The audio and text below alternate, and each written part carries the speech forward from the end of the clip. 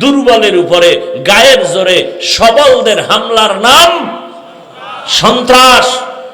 যারা করে তারা সন্ত্রাসী।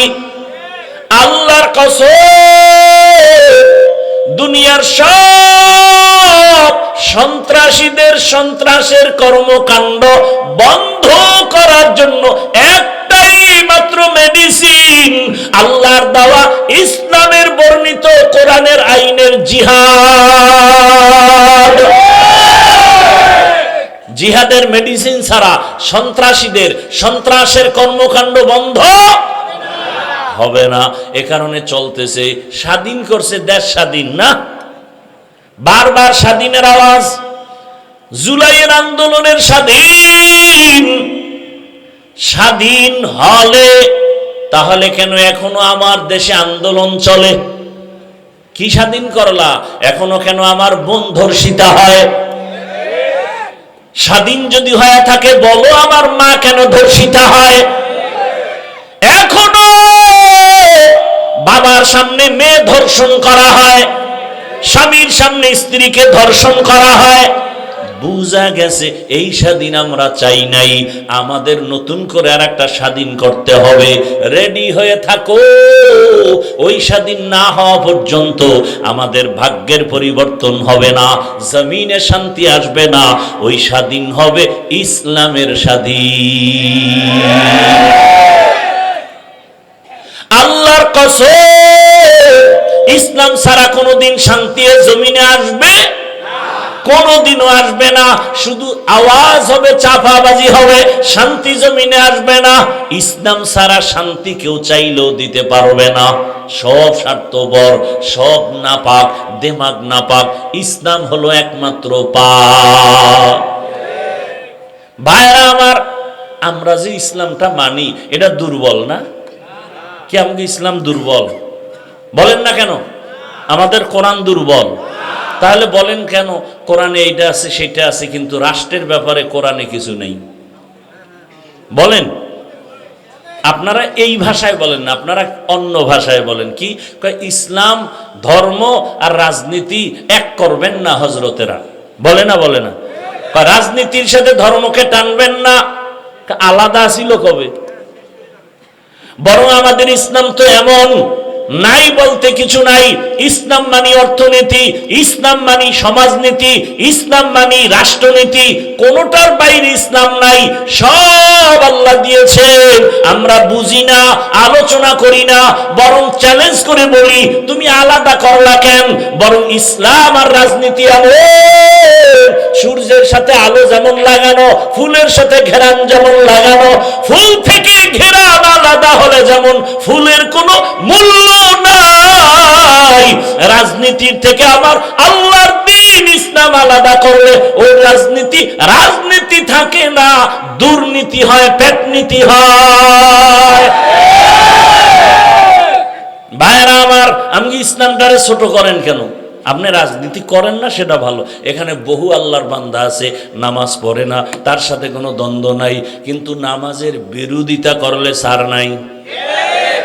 কি আপনি দাড়ি রাখেন না, ঝগড়া নাই, সালাম দিব, বুঝাবো, কিন্তু দাড়ির বিরোধিতা করলে কোনো ছাড় দেয়া হবে না। পর্দা না করা, পর্দার বিরোধিতা করা, দুইটা কি এক না? আপনি পর্দা করেন না, কোনো তর্ক নাই, ঝগড়া নাই, কিন্তু পর্দার বিধানের বিরুদ্ধে বললে কোনো ছাড় দেয়া হবে না। ভাইরা আমার, তো আল্লাহ পাক রব্বুল আলামিনের আদালত, ইনসাফের আদালত, আল্লাহ তাআলা ইনসাফের বিচার করবেন, যেখানে বিন্দু থেকে বিন্দু কোনো বেইনসাফি হবে না। তবে সে আদালত হবে বড় ভয়ঙ্কর আদালত। যে আদালতের কথা স্মরণ করে আবু বকর কান্না করেন, ওমর কান্না করেন, রহমতের নবী পর্যন্ত কান্না করেন। আল্লাহর আযাবের ভয়, আল্লাহ আল্লাহর আদালতে দাঁড়ানোর ভয় বড় কঠিন। এমন ভয়ঙ্কর আদালত হবে হাসরের ময়দানে, ইনসাফের বিচারের জন্য নবীও কান্না করেন, আল্লাহর আদালতে আমার উম্মতের উপায় কি হবে? আবু বকর নামাজে দাঁড়ায় কান্না করেন, হাসরের ময়দানে আল্লাহর আদালতে কেমন করে দাঁড়াবো, এই ভয়। বাদশাহ হারুন রশিদের নাম শুনছেন না? বলেন তো তার স্ত্রীর নাম কি? মাশাআল্লাহ, জুবায়দা খাতুন। একজন রাষ্ট্র পরিচালক, অন্যদিকে সে কিন্তু মসজিদের ইমাম। বাদশাহ হারুন রশিদ শুধু দুনিয়ার বাদশাহ না, আখিরাতের লাইনও আগানো। প্রমাণ তার স্ত্রী কত বড় দিনদার। পর্দার আড়ালের আম্মা জানেরা, বোনেরা, ভালো করে শুনেন। ওই বাদশাহ হারুন রশিদের স্ত্রী জুবায়দা খাতুন, তিনি ছিলেন কোরআনের হাফেজা। তার কাজের লোক ছিল 100 নারী, সমস্ত কাজের নারীরাও কোরআনের হাফেজা। আরো আস্তে করে বলেন, কাজের নারীরা। সুবহানাল্লাহ। জুবায়দা চিন্তা করলেন, আল্লাহ আমাকে নেয়ামত দিছেন, আরে এত বড় বাদশাহ হারুন রশিদ, তার ঘরের স্ত্রী জুবায়দার পাওয়ার কত, এরপর আল্লাহর কি ভয়। হরকে দারত খৌফে হকদার দিল মাদাম, জান্নাতুল মাওয়া দেহাদু রামাকাম। আর আমগো দেশে একটু কমিশনার হইলে আরে পাওয়া, পুরো উল্টায় ফেলায় জমিনদার, ঠিক নি? আপনাকে উত্তরবঙ্গে মাঝে মাঝে দেখি ওয়াজের স্টেজে বক্তব্য, মহিলা কি কমিশনার না মেম্বার কোরআনের প্যান্ডেলে বক্তব্য দেয় জাতির সামনে। এটা কি রাজনীতির প্যান্ডেল? বলেন, সহজ কথা বলেন, আমাদের ওয়াজের প্যান্ডেলগুলো কি রাজনীতির স্টেজ? তো রাজনীতির বক্তাদের নাম কেন আর বক্তব্য কেন?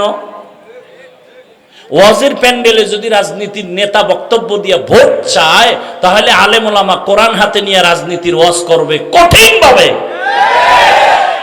নিজের বেলায় কুরু কুরু, আমগো বেলায় মাকরু, বদমাস। আল্লাহ হেদায়াত দান করুন। কয় ভাই আপনার দাওয়াত কা? আলহামদুলিল্লাহ। কয় আপনার বাড়ি? কা নাউজুবিল্লাহ। মসজিদে ঢুইকা ভোট চায়, আর ইমাম সাহেব যদি ইসলামের লাইনে কোনো দল করে, তাই উপরে বিপদ। এটা কোন স্বৈরাচারী আচরণ? আবার জীবন ভর ডাউলের ভানি আটার রুটি খাইয়া কোরআন হাদিস শিখলাম, কষ্ট করলাম, কি পরিমাণ কষ্টের কোনো ভাষা নাই। এত পরিমাণ কষ্ট করছি, কোরআন হাদিসের কি আছে, কয়টা আয়াত, কয়টা অক্ষর, কয়টা নক্তা, কয়টা জের, কয়টা জবর, কোরআনের বিধান কি রকম, কি কি আল্লাহ পাক এই মাসআলা বয়ান করছেন, বিধান কিভাবে দিয়েছেন, কোন বিধান কিভাবে অবতীর্ণ হয়েছে, এর মেয়াদ কি, কোন আয়াতের হুকুম এখনো জারি আছে, কোন আয়াতের হুকুম জারি নাই, আল্লাহ পাক রব্বুল আলামিন পরিবারের কি কি আয়াত দিছেন, সংসারের আয়াতগুলো কি কি, জাকাতের উপরে, অর্থনীতির উপরে আয়াতগুলো কি কি, সবগুলো ঘেটে ঘেটে তাফসিরের লাইনে, ফিকহের লাইনে, মাসআলাগত গ্রামারের লাইনে পড়তে পড়তে পড়তে পড়তে কোলাম ওলামায়ে কেরাম জীবন শেষ। মানুষকে বয়ানে বসলেই একটা বেয়াদব, বেনামাজি, সুদখোর, সে এসে ডিরেকশন দেয়, বয়ানটা এমন করেন, এ সোজা হয়ে যেত। আপনারা যদি আবার পাবলিক দাঁড়ায় কইতেন হুজুরের সাথে বেয়াদবি চলবে না, একটা আওয়াজ দিতেন সব বেয়াদব সাইজ হয়ে যেত। আলেম কোরআন হাদিসের বয়ান করবে, এখানে ডিরেকশন কি আবার? আর কি সুন্দর বক্তব্য, হুজুর গো আজ শুনলে হবে না, আমল করতে হবে। কি সুন্দর বক্তব্য দেয়। তো আপনারা তখন দাঁড়ায় যদি কন আপনার দাড়ি নেই কেন? আল্লাহ হেদায়াত দান করুন। আসলে লোভে ধ্বংস। রসুল বলেছেন হুব্বুদ দুনিয়া রাসু কুল্লি খাতিয়া, দুনিয়ার সব ধ্বংসের কারণ দুনিয়ার লোভ। যৌবনের লোভ, ক্ষমতার চেয়ারের লোভ, টাকার লোভ আর সম্পদের লোভ। এই 3 লোভে পইরা মানুষ শেষ। এই কমিটিও লোভে পড়ছে, নাহলে মহিলা মেম্বারের অতিথি বানাইয়া স্টেজে আনবে কেন? হয়তো 10,000 টাকা দেবে, 20,000 টাকা দেবে, এই তো। কথা বলেন না কেন? এই সংস্কৃতি থেকে বাঁচতে হবে। স্বাধীন হওয়ার পরেও শুনি এখনো নাকি ওয়াজে বাধা হয়। আমি তো ঢাকায় ঘোষণা দিছি, যারা ওয়াজে বাধা দেয় ভিডিও কইরা কি বলে আমারে দেন না, ওই জালেমের বিরুদ্ধে নতুন করে আন্দোলন করতে হবে। এজন্য বলছি ইসলামের স্বাধীন হওয়া ছাড়া এ জমিনে শান্তি আসবে না। আল্লাহ হেদায়েত দান করে। ওয়া আম্মা মান খাফা মাকাম রাব্বিহি ওয়া নাহা আন-নাফসা আনিল হাওয়া ফাইন্নাল জান্নাতা হিয়াল মাওয়া। জুবায়দা সিদ্ধান্ত নিয়েছেন আমার বাড়ির থেকে 24টা ঘন্টাই কোরআনের আওয়াজ শুরু হবে, চালু হবে। 1 সেকেন্ড যেন জুবায়দার রাজপ্রাসাদের মধ্য থেকে, বাড়ি থেকে কোরআনের আওয়াজের বন্ধ না হয়। জুবায়দা সিদ্ধান্ত নিয়া পরামর্শ করে ফাইনাল করে ফেললেন। কাজের নারীদের বলে তুমি একটু তেলাওয়াত করবা, তারপরে কাজে যাও। এরপরে আরেকজন তেলাওয়াতে বসো, সে কাজে যাও, আরেকজন বসবে, আরেকজন, এভাবে সিরিয়ালে তেলাওয়াত চলতে থাকবে। জুবায়দার বাড়িতে 24টা ঘন্টা আল্লাহর কোরআনের তেলাওয়াত চলে। যেই ঘরে আল্লাহর কোরআনের তেলাওয়াত, ওই বাড়ির মধ্যে কখনো বিপদ আসতে পারে না। মুসলমানের ঘরে কোরআন নাই, একজন না হুজুর এখন কি সাইড জিল কোরআন শরীফ আমার ঘরে, কিন্তু 20 বছর হয়ে গেল একবারও খুইলা দেখে না ভেতরে কি লেখা। কেমন সুন্দর আমার মাওলার কালাম, যেই কালাম দেখলেই কলিজা ঠান্ডা হয়ে যায়। কেমন যেন আমার আল্লাহ চুম্বুক লাগায় দিছে। এই কোরআনের আওয়াজটা শুনলে কেমন যেন চোখের পানি বের হয়ে যায়। কথা ঠিক নেই? ও আমার যুবক বাবারা, খালি গান শুনছো? আল্লাহর কসম, মোবাইলটা যেহেতু চালাবি, জিব্রাইল মানা করলেও ফিরবি না। তবে আমার দাবি হলো তোর আকাম টাকাম যখন শেষ হবে, তখন তুই 4-5 মিনিটের জন্য মক্কা মদিনার তেলাওয়াত চালু কর। মক্কা মদিনার তেলাওয়াত চালু কইরা মোবাইলটা পাশে রাইখা চুপ করে শুয়া থাক, ঘুমায় যা শুনতে শুনতে। এক সময় তোর অন্তর এমন হবে, চোখ দিয়ে পানি বের হয়ে যাবে, তুই নিজেই বলবি আল্লাহর কোরআনের তেলাওয়াতের মতো মজার আওয়াজ নাই, আর কখনো গানের আওয়াজ কানে দিব না। আল্লাহর কোরআন তো এমন এক মজার তেলাওয়াতের কিতাব। ও পর্দার আড়ালের আম্মা জানেরা, পুরা কোরআন পড়তে পারেন, অন্তত 5 ওয়াক্ত নামাজের পরে 5টা সূরার আমল করেন, ফজরের নামাজের পরে ইয়াসিনের আমল করেন, জোহরের নামাজের পরে সূরা ফাতাহ অথবা সূরা আর রহমানের তেলাওয়াত, আসরের নামাজের পরে সূরা নাবা, মাগরিবের পরে সূরা ওয়াকিয়া, এশার পরে সূরাতুল মুলক তেলাওয়াত করেন। দেখবেন বরকত শুরু হয়ে যাবে, ঘরের মধ্যে শান্তি চলে আসবে। সারা দিন রাত খালি মোবাইলের গান, টেলিভিশনের গান, আর ঘরে আইলি ঝগড়া, স্বামী আর স্ত্রী, সন্তান এগুলো শিখতেছে। এই সন্তান ভালো হবে কিভাবে? এজন্য আল্লাহর কোরআনের তেলাওয়াত এত বড় ক্ষমতাওয়ালা বাদশা হারুন রশিদ, তার স্ত্রীর আমল কত সুন্দর, নীতি কত সুন্দর, আদর্শ কত সুন্দর। আল্লাহ আমাদের সবাইকে কোরআন তেলাওয়াত করার তৌফিক দান করেন।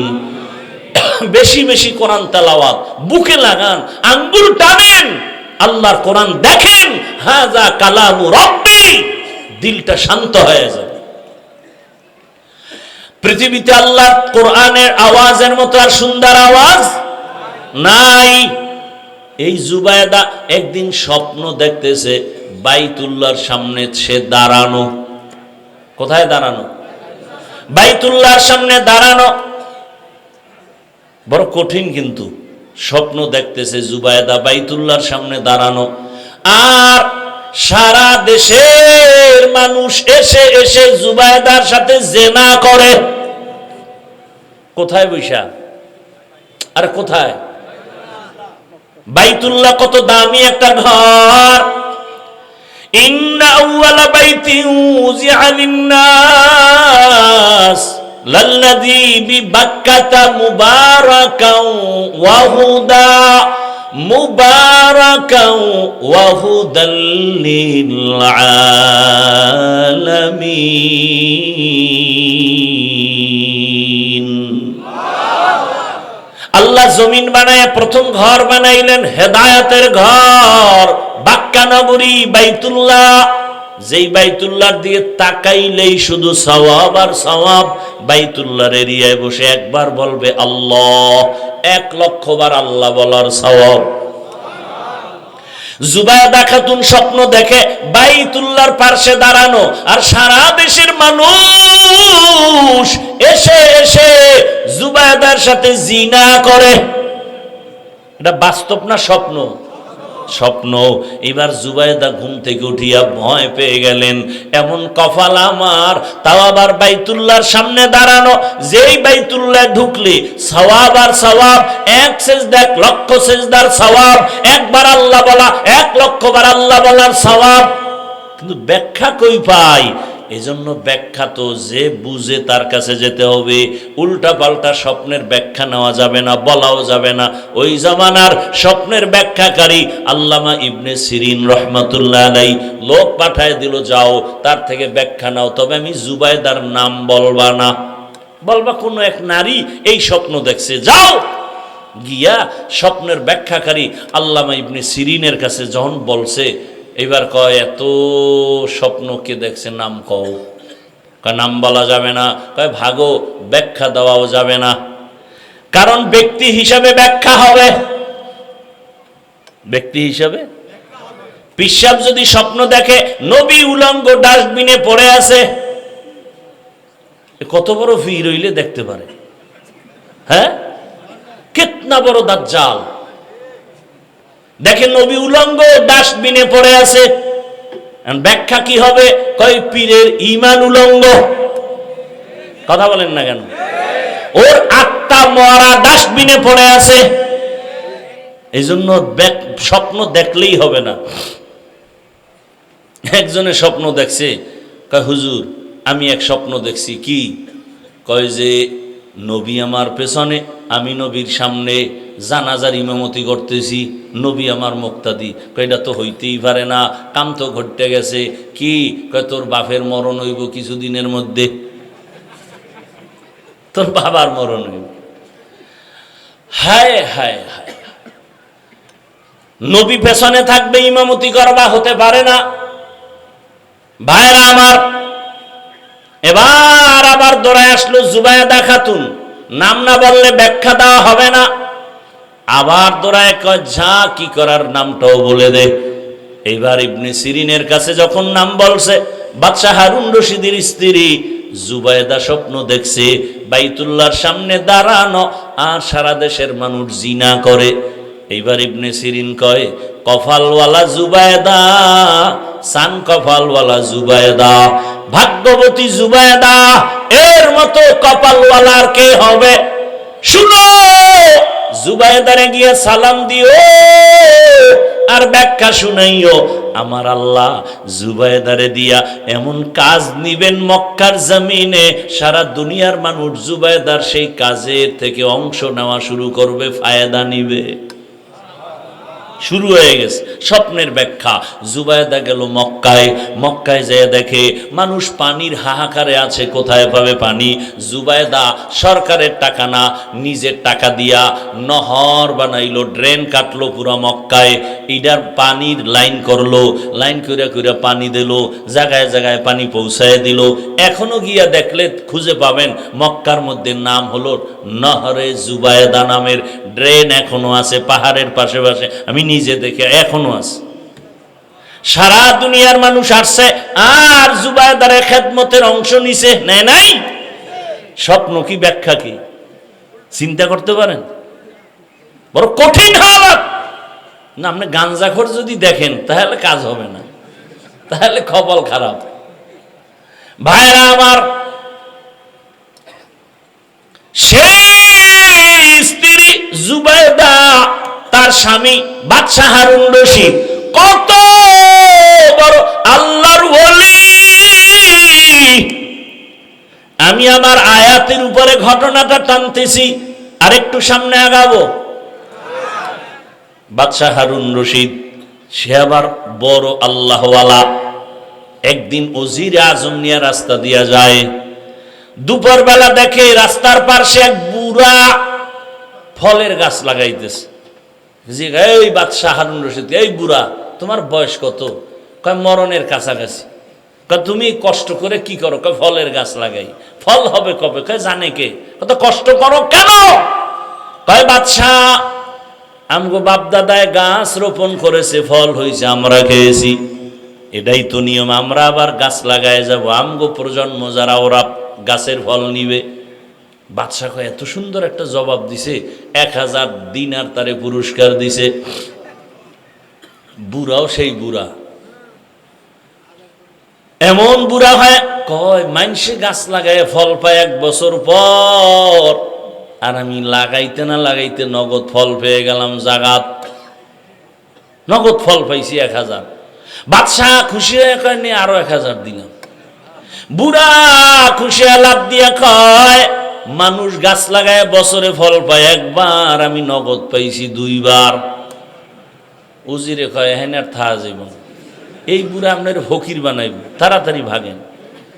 বুড়া বড় বুদ্ধিমান, যোগ্যতার বড় দাম নাই, অভিজ্ঞতার বড় দাম। কত সন্তান যোগ্যতার লেখাপড়া নিয়ে মূর্খ বাবারে পছন্দ করে না, তাই বুড়া টুরার কোনো কাম নাই, বরং মুরব্বী সারা সমাজ বড় অন্ধকার। তাদের অভিজ্ঞতা অনেক দামি, তোমার যোগ্যতার কোনো ভ্যালু তাদের সামনে নাই। ভালো করে বুঝো।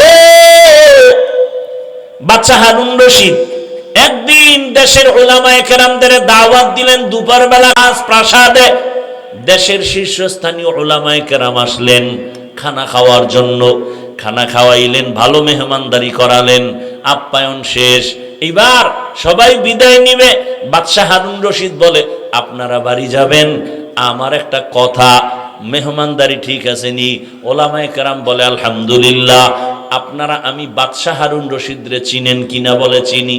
তাহলে কথাবার্তা খুব কম, আপনারা আমাকে আজকে একটা সাইড করে যেতে হবে, কোন দিন মরে যাই জানি না, তবে আমার অন্তরে একটা শখ, আপনারা ওলামায়ে কেরাম আমাকে বলবেন, আমি টুকটাক যে আমল টামল করি আপনারা আমাকে বলে যাবেন, আমি বাদশাহ হারুন রশিদকে আসলে জান্নাতি না জাহান্নামী। সব ওলামায়ে কেরাম পেরেশান হয়ে গেলেন। একজন একজন একজন একজন বলতে বলতে বলে আপনি জান্নাতি না জাহান্নামী তা বলা যাবে না, তবে এতটুকু বলা যেতে পারে ভালো কাজ করলে আপনি জান্নাতের পথে আছেন, খারাপ কাজ করলে আপনি জাহান্নামের পথে আছেন। কিন্তু জান্নাতি বলা যাবে যাবে না, জাহান্নামী বলা যাবে না।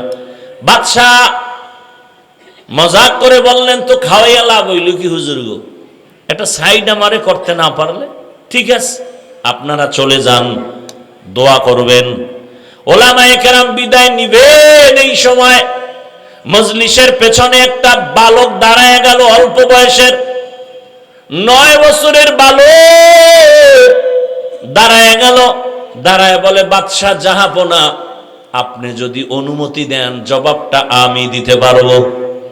আলেমদের মাথা গরম, আরে আমরা পারি না, আর এই অল্প বয়সের বাচ্চা কেমনে জবাব দিবে? বালকের ডাকা হলো, আসো।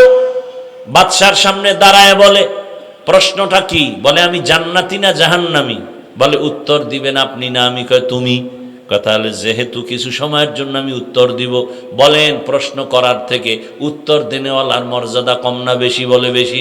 কথা হলো বেয়াদবি মাফ করে সিংহাসন থেকে আপনি নিচে আসেন, আমাকে জবাব দেওয়া পর্যন্ত সিংহাসনে বসায় দেন। বাদশাহ হারুন রশিদ তো দুনিয়াদার না, জালেম না।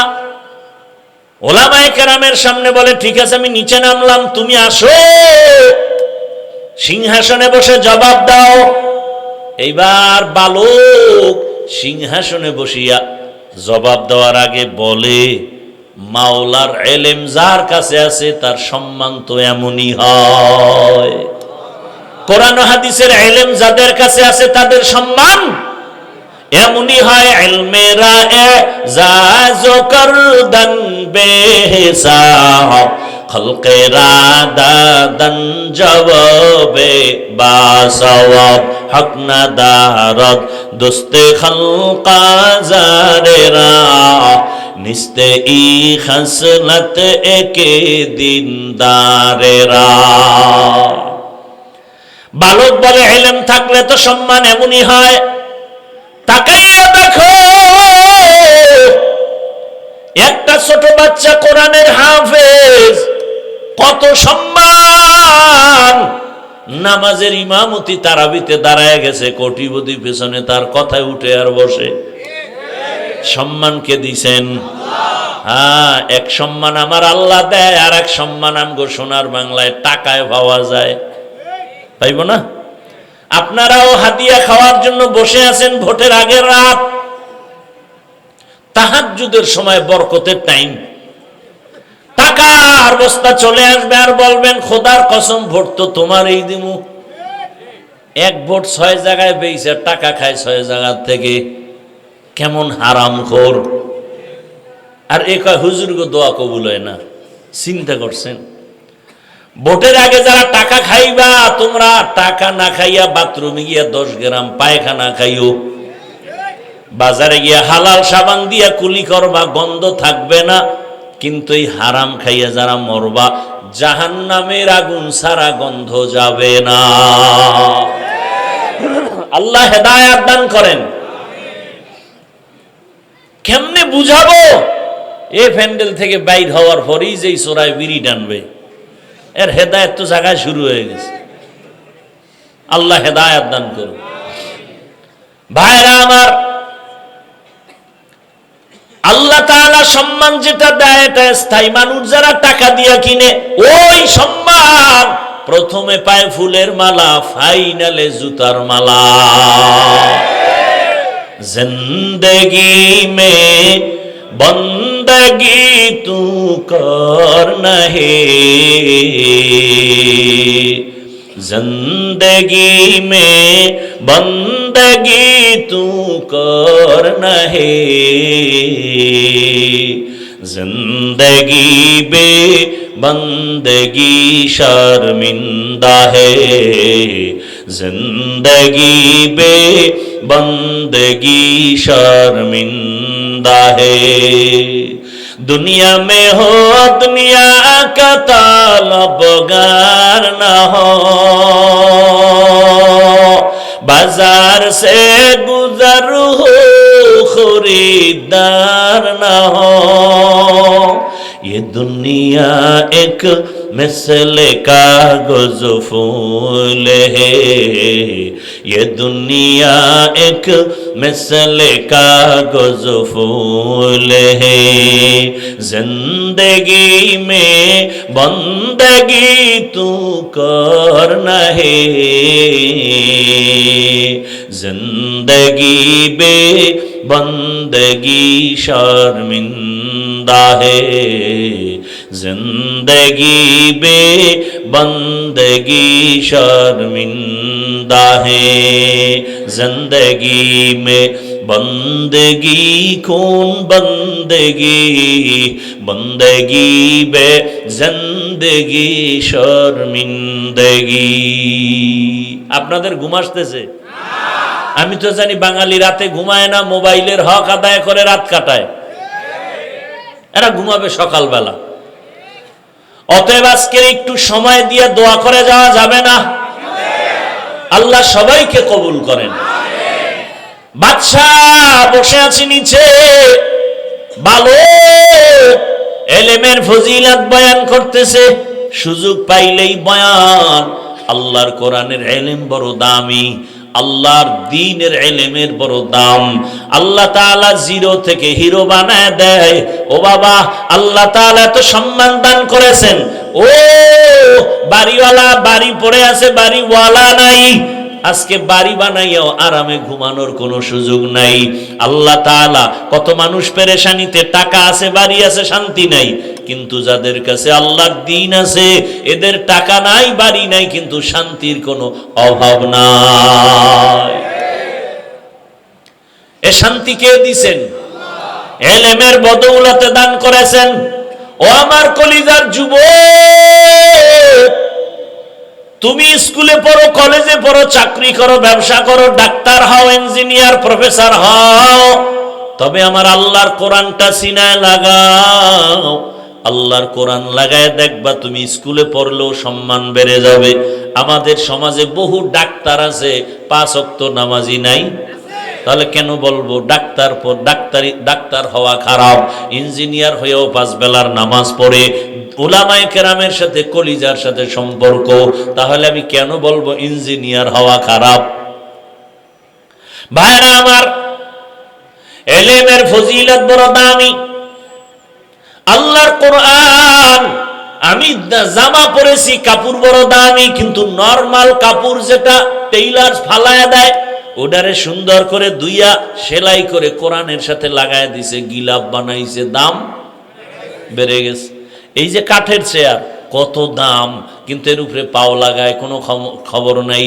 কিন্তু সামান্য একটা নরমাল কাঠ দিয়ে কোরআনের রেহাল বানায় দিছে, বড় দাম বেড়ে গেছে। আপনাদের এলাকায় বহু ঘর বিল্ডিং আছে, একটা বিল্ডিং এর ওই পরিমাণ দাম নাই। কোরআনওয়ালাই মাদ্রাসার ঘরের যেই দাম। আল্লাহ দেয়া সম্মান চোখের সামনে দেখতেছেন, বুঝেন না কেন? কেন কোরআন পড়েন না?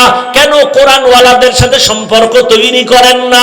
আল্লাহর কোরআনের সাথে সম্পর্ক রাখেন, কোরআনওয়ালাদের সাথে সম্পর্ক রাখবেন, দেখবেন আপনার দুনিয়াতেও কামাই রুজি, ব্যবসায় বরকত বেড়ে যাবে। আল্লাহ তৌফিক দান করেন। এবার বালক ডাক দিয়ে কয়, বাদশাহ হারুন রশিদ, আপনার প্রশ্নটা আবার করেন। বলে, আমি জান্নাতি না জাহান্নামী? এবার বালক বলে, বাদশাহ আমাকে একটা প্রশ্নের জবাব দেন। জীবনে আপনার এমন কোনো ঘটনা ঘটছে কিনা যে আপনার সামনে সুন্দরী রূপসী মেয়ে দাঁড়ানো, অনেক সুন্দরী, কি আপনি চাইলেই গুনাহ করতে পারতেন, কিন্তু আমার আল্লাহর ভয়ের দিকে খেয়াল করে আপনি সেখানে গুনাহ করেন নাই, এমন কোনো ঘটনা ঘটছেনি? এবার বাদশা কয়, একটা না, অনেকগুলো ঘটনা। আমার সামনে সুন্দরী মেয়েরা, সুন্দরী রমণী, তার ব্যক্তিগত জরুরতে আসছে, রাষ্ট্রীয় কোনো জরুরতে আসছে, আমি আল্লাহর প্রতি ভয় প্রদর্শন করে আমি গুনাহ করি নাই, নিজেকে কন্ট্রোলে নিয়ে আসছি। বালক ডাক দিয়া কয়, যদি আপনার কথা সত্যই হয়, আমি চ্যালেঞ্জ দিলাম, আপনি শুধু জান্নাতি না, আপনি বিনা হিসাবে জান্নাতি। ওলামায়ে কেরাম কয়, এটা কেমনে? এই বালক জবাব দাও। বালক ডাক দিয়ে বলে, আমার বাবার কথা না, দাদার কথা না, মন গড়া কথা না, আল্লাহর কোরআন হলো দলিল। বলে, আল্লাহর কোরআন দলিল মানে দাও। এবার বাচ্চা বালক আল্লাহর কোরআন থেকে দলিল দিয়া বলে, আল্লাহর ওয়াদা তুমি শুনো নাই? ওয়া আম্মা মান খাফা মাকামা রাব্বিহি ওয়া নাহান নাফসা আনিল হাওয়া ফাইন্নাল জান্নাতা হিয়াল মাওয়া। আল্লাহ ওয়াদা করেছেন, আমার আদালতে দাঁড়াইয়া হিসাব দেওয়ার ভয়, যারা দুনিয়াতে গুনাহ থেকে নিজেকে বাঁচাইয়া রাখবেন, আল্লাহ বলেন আমি তাকে বিনা হিসাবে জান্নাত দিব।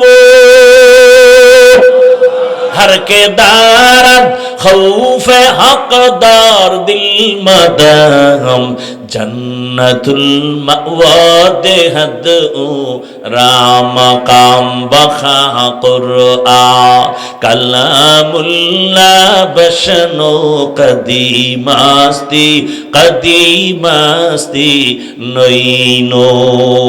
ও আমার যুবক বাবারা, বৃদ্ধ বাবাজিরা, ও ব্যবসায়ী বাবারা, ও চাকরিজীবী বাবারা, পর্দার আড়ালের মা বোনেরা, একটু শুনেন, আমার আল্লাহ পাকের আদালতের এত ভয় কেন? আম্মা জান আয়েশা রাদিয়াল্লাহু আনহা বলেন, আমি একদিন তাকায় দেখি, প্রায় সময় নজর করি, দেখি আমার রহমতের নবী আমার হুজরায় বসে গুনগুন করে কান্না করে। আমি প্রায় দেখতাম নবী কান্না করেন, গুনগুন করে আমি ভয় পাইতাম না জানি আমার কোনো বেয়াদবি হয়ে গেল। আম্মাজান বলেন আমি একদিন রহমতের নবীর পার্শ্বে গিয়া দাঁড়াইলাম। আরে আমি তো বয়সে অনেক ছোট, 6 বছর বয়সে রসুলের সাথে আমার বিবাহ, 9 বছর বয়সে রসুলের ঘরে আসছি। 18 বছর বয়স যখন হলো আম্মাজানের থেকে রসুল বিদায় নিয়ে দুনিয়ার থেকে চলে গেলেন। মাত্র 9 বছর নবীর ঘর করলেন। আমার নবী ঘরে বসে কাঁদবেন আর আমি আয়েশা ভয় পাই না জানি কোনো বেয়াদবি হয়ে গেল। নবীর পাশে গিয়া দাঁড়ালাম, ইয়া রাসূলুল্লাহ আপনি কেন কাঁদেন? আমি আয়েশার কোনো বেয়াদবি হয়ে গেল নাকি? রহমতের নবী বলেন, ও আয়েশা তোমার কেন বেয়াদবি হবে? বলে আমার বয়স কম, রহমতের নবীর সাথে যদি বেয়াদবি হয় আমার জাহান্নাম ছাড়া উপায় নাই। নবী বলেন, আয়েশা তুমি কি জানো তোমার সাথে বিবাহের পয়গাম কে দিয়েছে জানো? আমি তোমাকে বিবাহ আমার বাবার কথাই করি নাই, তোমার বিবাহের সাথে আমার বন্ধ তোমার পয়গাম দিয়েছেন ডাইরেক্ট আমার আল্লাহ। তুমি বেয়াদবি করবা এমন আল্লাহ তো এমন ব্যক্তির ব্যাপারে পয়গাম দিবে না। তবে নবী আপনি কাঁদেন কেন? রহমতের নবী বলেন, আয়েশা আমার জীবনের একটা ইতিহাস বড় কঠিন, তুমি জানো না। আমার জীবনে 2টা কথা বেশি বেশি মনে পড়ে গেলে 2টা কথা আমার মনে পড়লে আমি বেশি বেশি কান্না করি। ইয়া রাসূলুল্লাহ আপনার সে 2টা কথা কি? বলে, আয়েশা তুমি জানো না আমার জীবনের একটা বেশি অংশ চলে গেছে, তুমি আমার শেষ অংশে চলে আসছো। ওই বেশি অংশটা আমার কান্নার ইতিহাস, আমার না খাওয়ার ইতিহাস, আমার উপরে জুলুম অত্যাচারের ইতিহাস। আমার বংশের ভেতরে চতুর্মুখী দুশমন। আমি দুনিয়াতে আইসা একবার বাবার চেহারাও দেখতে পারি নাই, বাবা বলে ডাক দিতে পারি নাই। 6 বছরে আমি মা হারিয়েছি, 8 বছরে আমার বাপ দাদাও চলে গেল। আমার জীবনে এমন অবস্থা, ডানেও দুশ্মন, বামেও দুশ্মন, পেছনে দুশ্মন, চতুর্মুখী দুশ্মন। আমার হাঁটার পথে কাটা, আমারে চতুর্মুখী ভাবে অত্যাচার, আমাকে রাতের বেলা চাই মেরে ফেলবে। আমার বাড়ির চতুর্পার্শ্বে ঘেরাও দিয়া দুশ্মন হাজির হয়ে গেল। ও আয়েশা ওই সময় আমার টাকা নাই, আমি অত বড় অসহায়, এমন এক হালাত। ওই সময় আমার একমাত্র দুনিয়া দারুল আসবাব হিসাবে আল্লাহ আমাকে 2টা ছায়ার ব্যবস্থা করলেন। আমার জীবনের এক বড় ছায়া আমার চাচা আবু তালিব, আর একটা ছায়া আমার সহধর্মিনী খাদিজা রাদিয়াল্লাহু আনহা। ছিল সে আরবের বড় ধনী নারী। ও পর্দার আড়ালের আম্মা জানেরা, আপনারাও তো খাদিজা রাদিয়াল্লাহু আনহার মতোই তো দেখতে নারী। আপনারা যদিও খাদিজা না, আল্লাহ তাআলা আপনাদের এত মর্যাদা দান করলেন। নবীজি যেই সময় দুনিয়াতে আসছেন নারী ছিল সমাজের বড় অবহেলিত, নারী পছন্দ করে না। বাবা তার কন্যাকে গলা টিপে মেরে ফেলে, কন্যা পছন্দ করে না। নবী বলেন, ও আয়েশা আমার ওই কঠিন সময়, আমার অসহায়ত্বের অবস্থার ভিতরে খাদিজা আরবের বড় ধনী সম্পদওয়ালা আমার ঘরে যখন আসছে, 2 স্বামী বিদায়ের পরে আমি একাধিক সন্তানের মা হওয়ার পরে খাদিজা আমার ঘরে আসছে। আমার অবস্থা দেখিয়া খাদিজা তার সব সম্পদ আমি রহমতের নবীরে হাদিয়া দিয়ে দিছে, আমি এগুলো দান করে দিলাম। এমন অবস্থা আমি না খায়া কষ্ট করি। আরে আমাকে ওই আমার বংশের দুশ্মনেরা একটানা 3টা বছর শিয়াবে আবু তালিবের মধ্যে গৃহবন্দী করে রাখলো। পাহাড়ের পাদদেশে পানি দেয় না, খানা দেয় না, এমন এক হালাত আমার জীবনের। আমি গাছের পাতা ছিঁড়ে ছিঁড়ে চাবায় চাবায় খাই, পেটের ক্ষুধা নিবারণ করি। আমার কষ্ট শেয়ার করতে গিয়া আমার বিবি খাদিজা আমার কাছে আইসা সেও পাতা চাবায় খায়। তার টাকা পয়সা থাকার পরেও আমার মোহাব্বতে ঘরে যায় না, এত কষ্টের জীবন কাটাইলো। আমি হেরা গুহার ভেতরে সপ্তাহে সপ্তাহ ধ্যানে কাটাইতাম, মাঝে মাঝে নাস্তা নিয়ে যাইতাম, মাঝে মাঝে নাস্তা শেষ আমি ঘরে আসি না, আমি আমার মাওলার মোহাব্বতের বন্ধনে সাধনা করি। আমার বিবি খাদিজা মহিলা হইয়া ওই পাহাড় বেয়ে বেয়ে উপরে উঠিয়া আমার হেরা গুহার মধ্যে নাস্তা নিয়ে যাইতো। আমি কালেমার দাওয়াত দিতে যাই, আমি রাতের যত গভীর হোক ঘরের কিনারা আইসা সালাম দিতাম, আসসালামু আলাইকুম ইয়া আহলাল বাইত। সাথে সাথে ঘরের ভেতর থেকে আওয়াজ, লাব্বাইক ওয়া সাদাইকা ইয়া রাসূলুল্লাহ। আমি আশ্চর্য হয়ে যাইতাম, ও খাদিজা আপনি কি ঘুমান না? খাদিজা বলেন, ইয়া রাসূলুল্লাহ আমি জানি আপনার মা নাই, বাবাও নাই, আপনার চতুর্মুখী দুশ্মন। আজকে যদি আপনার মা থাকতেন, আপনাকে বাহিরে রেখে মা ঘুমাইতে পারতেন না। আমি খাদিজা বড় ভয়, দুইজন স্বামী বিদায়ের পরে আপনার ঘরে আসলাম, একাধিক সন্তানের মা হয়ে আছি, রহমতের নবী। আমি যদি ঘুমায়া যাই আর আপনি দরওয়াজায় এসে যদি কষ্ট পান, আমার খাদিজার জাহান্নাম ছাড়া কোনো পথ নাই। আমি নবী আপনি যতক্ষণ আসেন না, আমি দাঁড়ায় অপেক্ষা করি, এক সেকেন্ডের জন্য আমি বিছানায় ঘুম যাই না। ও আয়েশা, এত কষ্টের জীবন, ওই খাদিজা আমার চতুর্মুখী সহযোগিতার জন্য দাঁড়ানো, আমার জীবনের সান্ত্বনার একমাত্র পাত্রী খাদিজা। যখন আমার হাতে কেউ কালেমা পড়ে না, ঈমান আনে না, আমার প্রথম ঈমানওয়ালা কালেমাওয়ালা, আমার হাতে প্রথম ব্যক্তি আমার খাদিজা। ওই তায়েফের জমিনে কালেমার দাওয়াত দিতে যখন গিয়েছি, ওই তায়েফের বেঈমানেরা বাচ্চাদের বলে দিল, মক্কার পাগল আসছে, পাথর মেরে তাড়ায়া দাও। মক্কার পাগল বলে যখন আমাকে বাচ্চাগুলো পাথর মারে বৃষ্টির মতো। ও আয়েশা জানো, আমার শরীরে মশা পড়ে না হারাম, মাছি পড়ে না হারাম, কিন্তু তায়েফের জমিনে পাথরের আঘাত আমার শরীর থেকে রক্ত পড়ে পড়ে জুতা পর্যন্ত আটকাইয়া গেছে। আমি কান্না করি আর এক কদম দু কদম দিয়া মক্কার দিকে হাঁটি, আর ওই কাফের সন্তানগুলো আমার গায়ে পাথর মারে বৃষ্টির মতো। জিব্রাইল আমিন এসে হাজির হয়ে গেল। আল্লাহ জানায় দিছে, আমার রসুলের কান্না আমি আল্লাহ বরদাস্ত করতে পারি না। নবীকে বলো এখন তায়েফের জমিন উল্টায় ধ্বংস করে দাও। কেমন মায়ার নবী! জিব্রাইল বলা মাত্র বলে, না ওদের মারিও না জিব্রাইল, ওরা আমাকে চিনে না, যদি জানতো আমার গায়ে আঘাত করতো না। ওরা জানেন আমি কত বড় ইয়তীম, ওরা জানেন আমি কত বড় অসহায়। আমি মা হারাইলাম, বাপ হারাইলাম, আমার আপন আল্লাহ ছাড়া কেউ নাই। খাদিজা আমার হাজারো কষ্টের সান্ত্বনা দিত। ও আয়েশা, ওই খাদিজার কথা যখন মনে পড়ে আমি তখন চোখের পানি ধরে রাখতে পারি না। আম্মা জান বলেন আর একটা কারণে কাঁদেন, সেটা কি? রহমতের নবী বলেন, ও আয়েশা, হাসরের মাঠের কথা যখন আমার মনে উঠে আমি চোখের পানি ধরে রাখতে পারি না। আয়েশা বলেন, ইয়া রাসূলুল্লাহ, হাসরের ময়দান এমন ভয়ঙ্কর কি হবে যে আপনি এখনই কান্না করেন? রহমতের নবী বলেন, আয়েশা, হাসরের মাঠ হবে এই পুরা জমিন, ওই সময় আমার আল্লাহর আদালত কায়েম হবে, নারী পুরুষ সব উলঙ্গ হাসরের মাঠে দাঁড়াবে।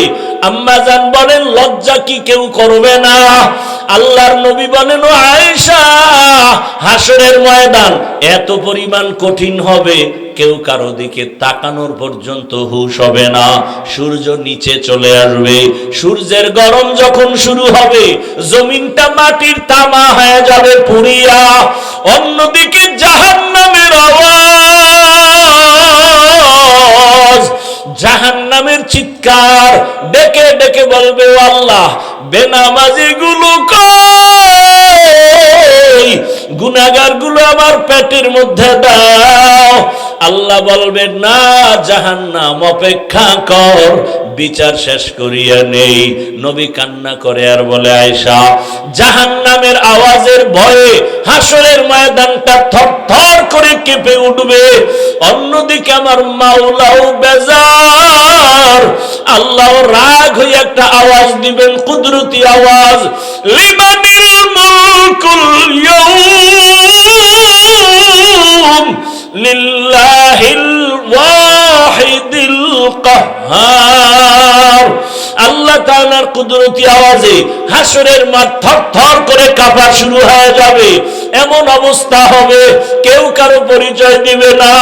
এই অবস্থা দেখিয়া নবীদের চোখেও পানি। আদম নবীও সিজদায় পড়ে কাঁদবেন, মুসা নবী কান্না শুরু করবেন আর বলবেন, ও মালিক, আমার উপায় কি? সূর্যের গরম, জাহান্নামের গরম, আমার আল্লাহ বড় রাগ। এমন অবস্থায় নবী বলেন, আয়েশা, ইব্রাহিম নবীও কান্না, নূহ নবীর কান্না, ঈসা নবীর কান্না, মুসা নবীর কান্না। আম্মা জান বলেন, নবী, উম্মতের উপায় কি? আল্লাহর নবী বলেন, উম্মতেরা আদম নবীর কাছে যাবে, ফেরত চলে আসবে, মুসা নবীর কাছে যাবে, ফেরত চলে আসবে, সর্বশেষ এরা খুঁজবে আখিরি নবী কই, এরা আমাকে তালাশ করতে থাকবে। ও নবী, আপনি তখন কোথায় থাকবেন? নবী বলেন, আমি তখন আমার মাওলার সামনে মাকামে মাহমুদে।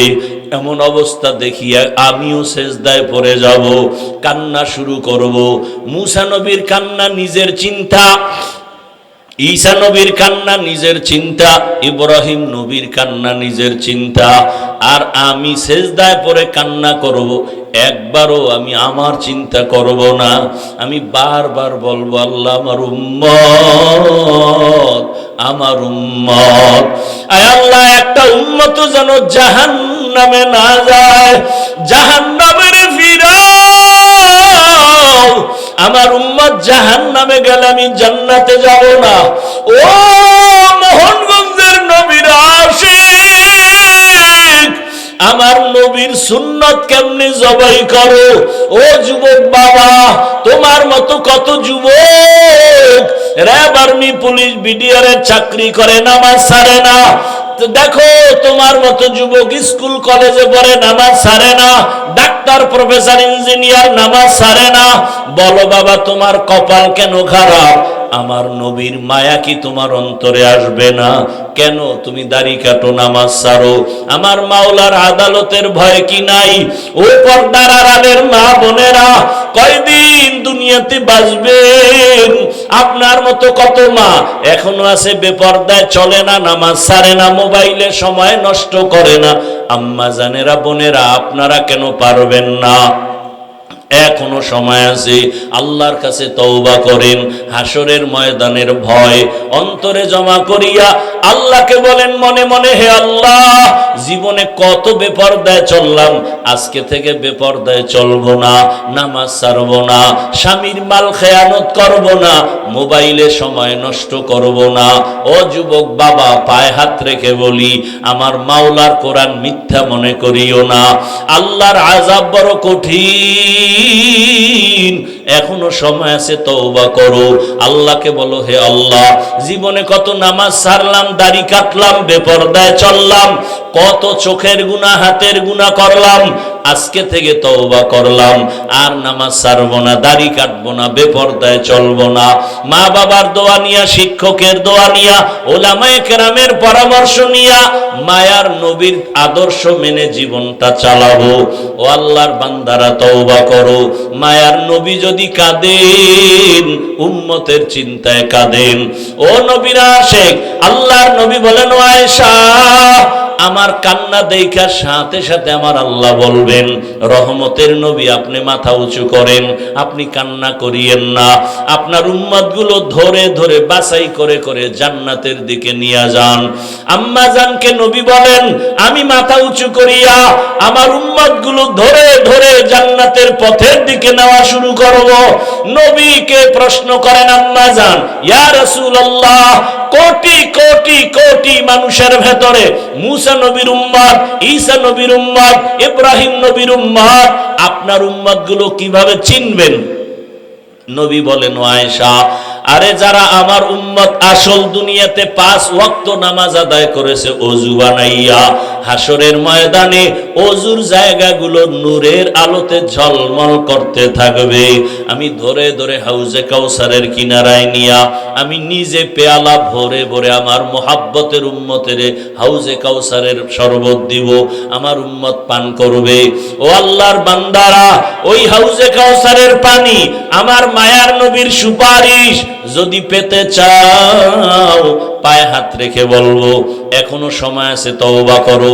ওরে জীবনের শখ মিটাইয়া গুনাহ তো কম করো নাই, নামাজ তো কম ছাড়ো নাই, দাড়ি তো কম কাটো নাই, বেপরদায় আড্ডা তো কম দাও নাই, আর কত দেখো না লাশ আর লাশ, পানির নিচে যুবকের লাশ, ঘরের বিছানায় যুবকের লাশ, গাড়ির নিচে যুবকের লাশ।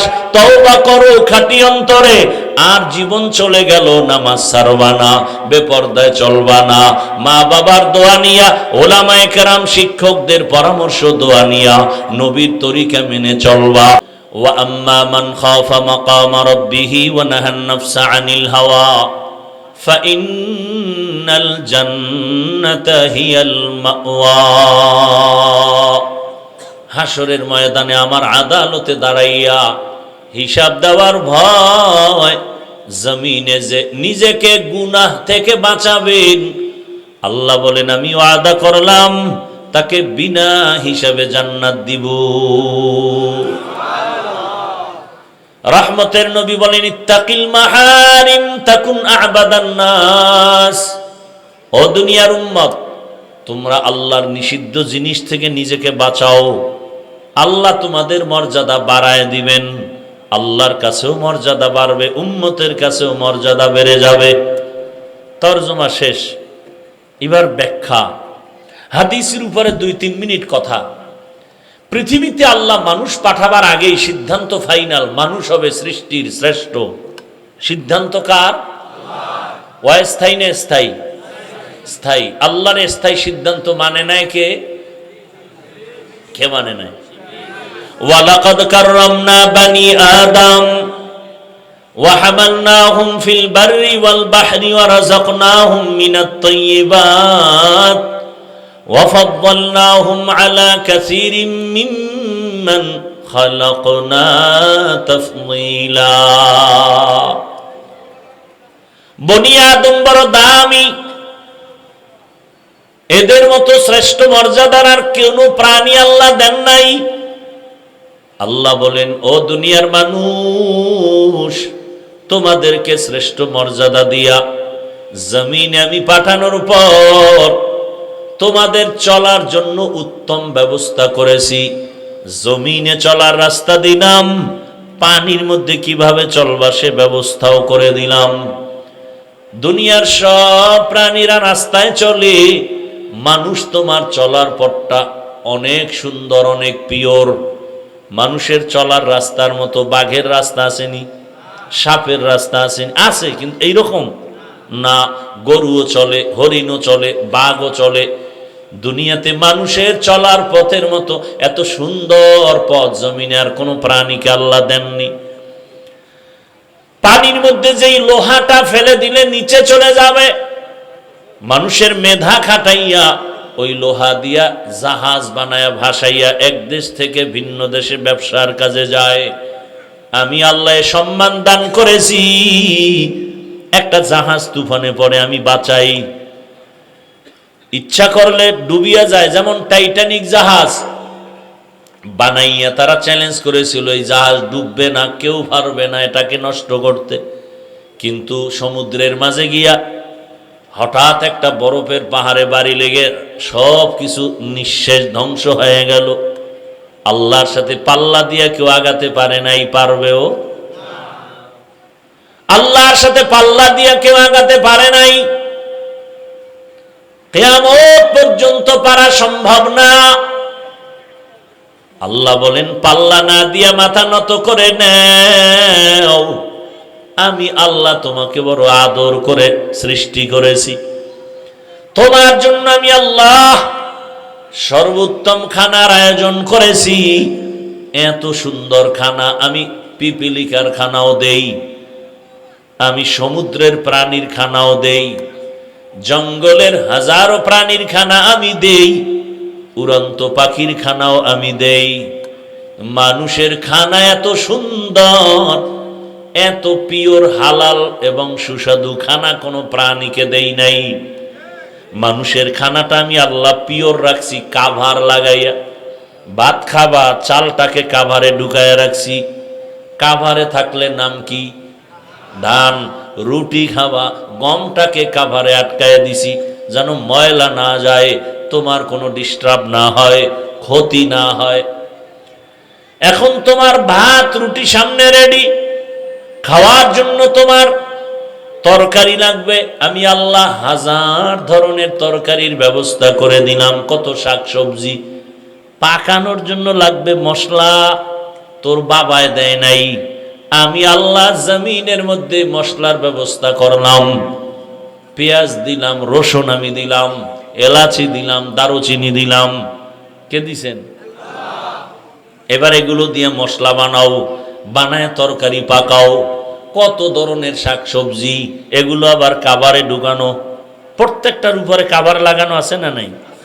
কিছু কিছু সবজি আছে কাবার শুদ্ধ খাবি, তাই কাবার শুদ্ধ যদি খাও, কাবারের উপরে ময়লা কি করবা? এক নাম্বার কথা, এগুলো এমন কাভার ময়লা বেশি আটকাইতে পারে না। নাম্বার দুই, এমন স্বচ্ছ পানি দিলাম ফ্রি, পানি দিয়ে ধুইয়া পরিষ্কার করো। এরপরে বলে না তরকারি আর কত খাবো, মজা লাগে না? আমি আল্লাহ তোমার জন্য হাজারো ধরনের মাছ ব্যবস্থা করলাম, তাও আবার কাভারে আটকায় দিলাম। কাবার খুলিয়া তারপরে তুমি মাছ খাও।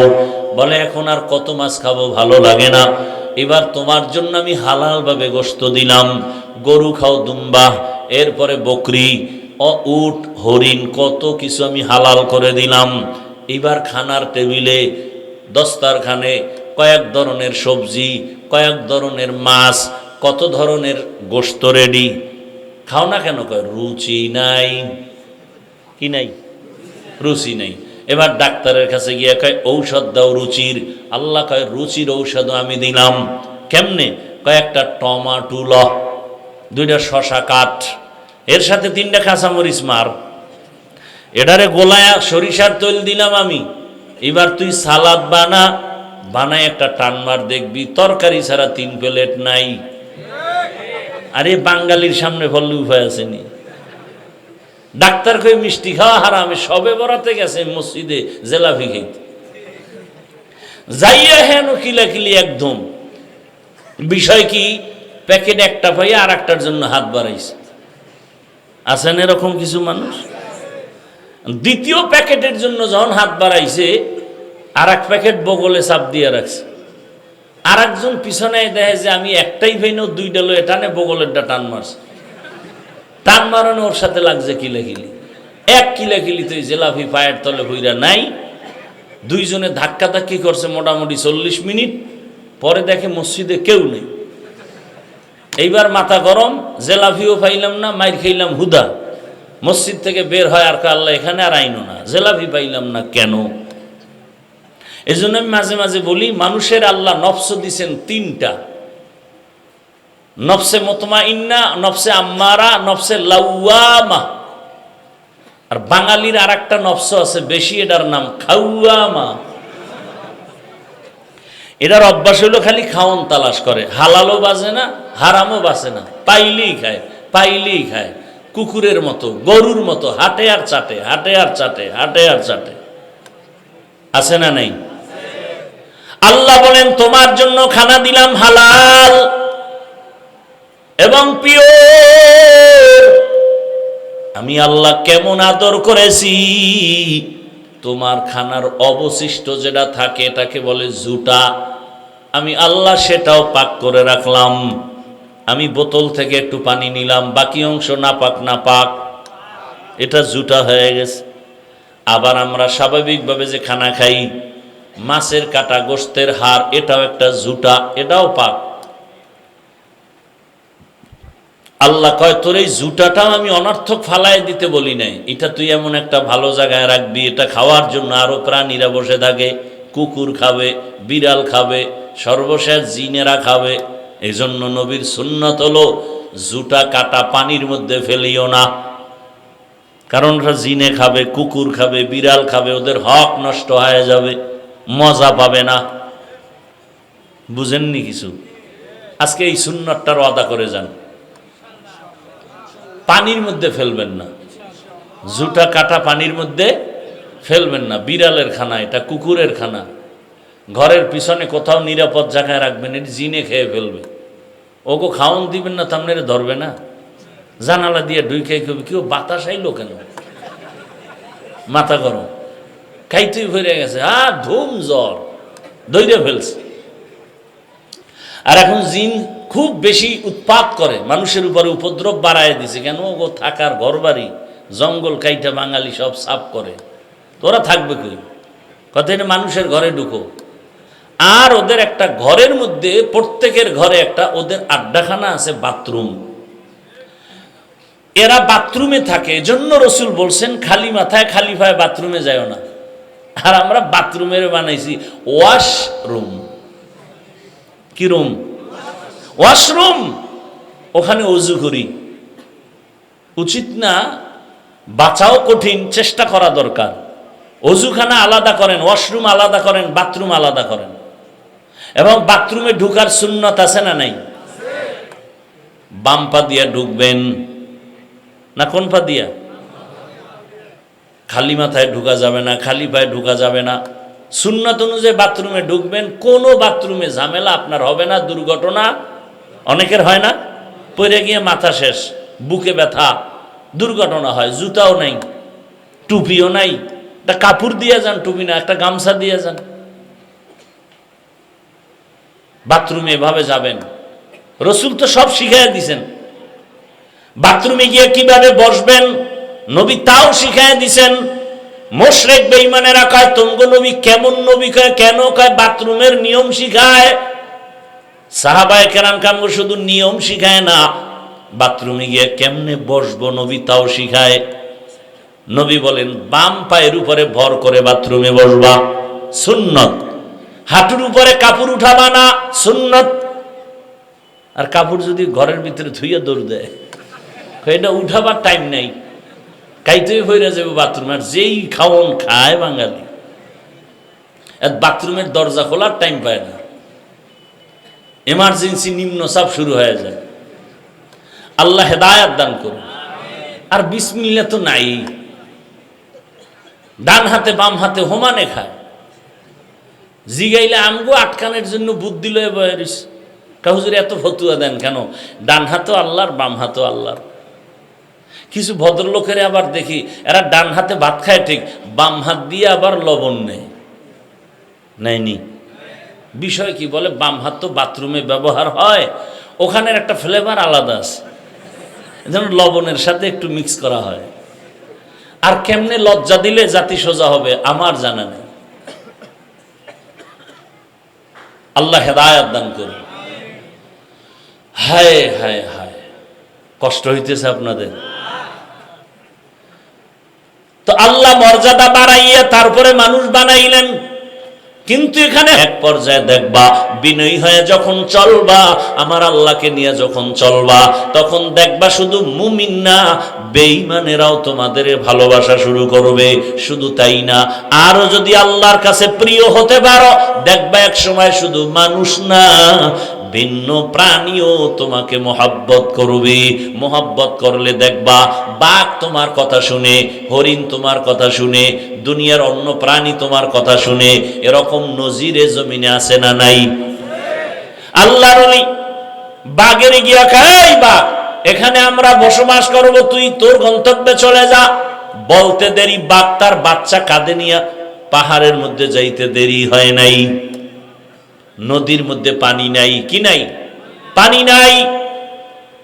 এলাকার লোক গিয়ে কয় নদী শুকনা, বহুদিন ধরে পানি নাই। আল্লাহর বান্দা, প্রিয় বান্দা চিঠি লেখা কয় এটা নদীর মধ্যে ফেলে দাও। যখন নদীর মধ্যে চিঠি দেওয়া হয়, সাথে সাথে শুকনা নদীর মধ্যে জোয়ার শুরু হয়ে গেল। আরো আস্তে করে বলেন। খেয়াল করছেননি কথাটা? কি শুকনা নদীতে চিঠি লেখছে, পানির জোয়ার, এটা কেমন গাঞ্জাখুরি কথা। এখন একজনে কয় এই কামটা ঘটাইছে কে ঘটাইলো? পরে একজনে কয় তাবলিগের এক মুরব্বী, কয় এ তো কঠিন কাফের হয়ে গেছে। না না না না, তাবলিগ না। কয় কে? চরমনায়ের একজন ব্যক্তি। কয় ও তো ডবল কাফের। কথা না হেও না। কে? কয় দেওবন্দি একজন। কয় ট্রিপল কাফের। কথা তেও না। কয় কে? কয় খোঁজ। খুঁজতে খুঁজতে খুঁজতে খুঁজতে খুঁজতে খুঁজতে ইতিহাস ঘাটতে ঘাটতে গিয়ে দেখে এই কাজ কেউ ঘটায় নাই, যিনি ঘটাইছেন রহমতের নবীর সাহাবী হযরতে ওমর। এবার কাফের কও, ওমরের কাফের বলো।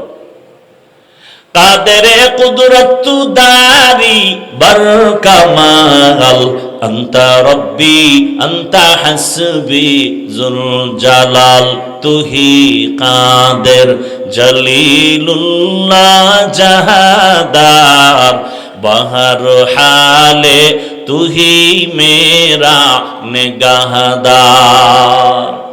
আর একটু সামনে আগাবো না কষ্ট হবে আপনাদের?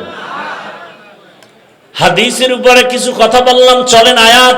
ওয়া আম্মা মান খাফা মাকাম রাব্বিহি ওয়া নাহান নাফসা আনিল হাওয়া ফাইন্নাল জান্নাতা হিয়াল মাওয়া। আল্লাহ বলেন আমার আদালতে দাঁড়াইয়া হিসাব দেওয়ার ভয় যারা দুনিয়াতে নিজেকে গুনাহ থেকে বাঁচাবে, আমি আল্লাহ ওয়াদা করলাম তাকে বিনা হিসাবে জান্নাত দিব। আল্লাহর আদালতে দাঁড়ায় হিসাব দেওয়ার ভয় কেন? এবার বুঝার দরকার আল্লাহর আদালত বলতে কি এবং সেটা কেমন, কিভাবে হবে, আল্লাহর আদালতটা কেন হবে। বলে আদালতের নাম কিয়ামতের আদালত। কেন হবে ওই আদালত? একমাত্র ইনসাফের বিচারের জন্য হবে। বলে দুনিয়ার আদালত কি পারবে না?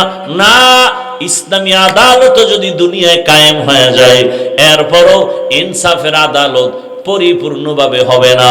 বলার সময় আমার হাতে কম। আল্লাহ তাআলা এমন এক আদালত তৈরি করবেন যেই আদালতের মধ্যে পশুকেও ইনসাফের বিচার হবে। ওদের জান্নাত নাই। আল্লাহ গরু উঠাবেন, কুকুর উঠাবেন, উঠাইয়া আল্লাহ বলবেন দুর্বল গরু, তোরে সবল গরুতে হুদা আঘাত করেছে, আজকে তোর শক্তি বাড়ায় দিলাম, তুই সবল গরুটারে তোর প্রতিশোধ নিয়ে নে। কুকুর দুর্বল, শক্তিশালী কুকুর এসে হামলা করে দুর্বলের উপরে, এমনি গায়ের জোরে হামলা করার নাম সন্ত্রাস।